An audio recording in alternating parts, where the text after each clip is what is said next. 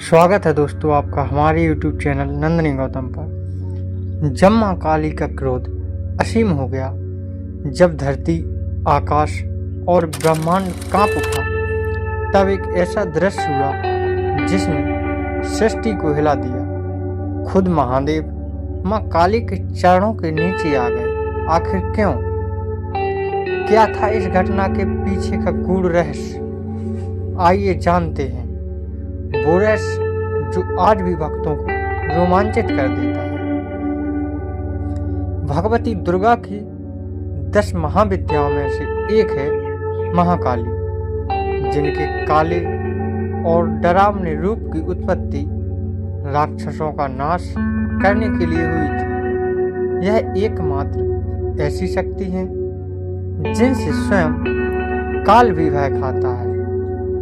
उनका क्रोध इतना विकराल रूप ले लेता है कि संपूर्ण संसार की शक्तियां मिलकर भी उनके गुस्से पर काबू नहीं पा सकती। उनके इस क्रोध को रोकने के लिए स्वयं उनके पति भगवान शंकर उनके चरणों में आकर लेट गए थे। इस संबंध में शास्त्रों में एक कथा वर्णित है जो इस प्रकार है। दैत्य रक्तबीज ने कठोर तप के बल पर वर पाया था कि अगर उसके खून की एक भी बूंद धरती पर गिरेगी तो उससे अनेक दैत्य पैदा हो जाएंगे। उसने अपनी शक्तियों का प्रयोग निर्दोष लोगों पर करना शुरू कर दिया। धीरे धीरे उसने अपना आतंक तीनों लोकों पर मचा दिया। देवताओं ने उसे युद्ध के लिए ललकाया। भयंकर युद्ध का आगाज हुआ। देवता अपनी पूरी शक्ति लगाकर रक्त बीज का नाश करने को तत्पर थे, मगर जैसे ही उसके शरीर की एक भी बूंद खून धरती पर गिरती, उस एक बूंद से अनेक रक्त बीज पैदा हो जाते।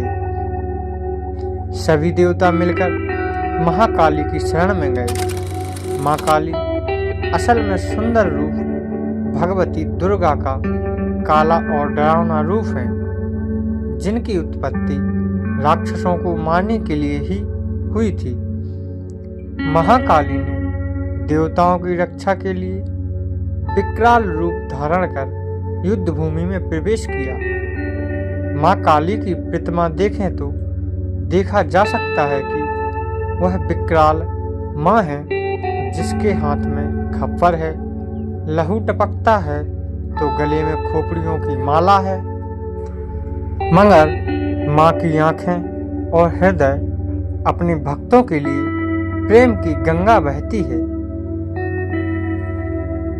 महाकाली ने राक्षसों का वध करना आरंभ किया, लेकिन रक्तबीज के खून की एक भी बूंद धरती पर गिरती तो उससे अनेक दानवों का जन्म हो जाता, जिससे युद्ध भूमि में दैत्यों की संख्या बढ़ने लगी। तब माँ ने अपनी जिह्वा का विस्तार किया। दानवों का एक बूंद खून धरती पर गिरने की बजाय उनकी जिह्वा पर गिरने लगा। वह लाशों के ढेर लगाती गईं और उनका खून पीने लगी। इस तरह महाकाली ने रक्त बीज का वध किया, लेकिन तब तक महाकाली का गुस्सा इतना विकराल रूप ले चुका था कि उनको शांत करना जरूरी था, मगर हर कोई उनके समीप जाने से भी डर रहा था। सभी देवता भगवान शिव के पास गए और महाकाली को शांत करने के लिए प्रार्थना करने लगे। भगवान शिव ने उन्हें बहुत प्रकार से शांत करने की कोशिश की। जब सभी प्रयास विफल हो गए तो वह उनके मार्ग में लेट गए। जब उनके चरण भगवान शिव पर पड़े तो वह एकदम से ठिठक गई। उनका क्रोध शांत हो गया।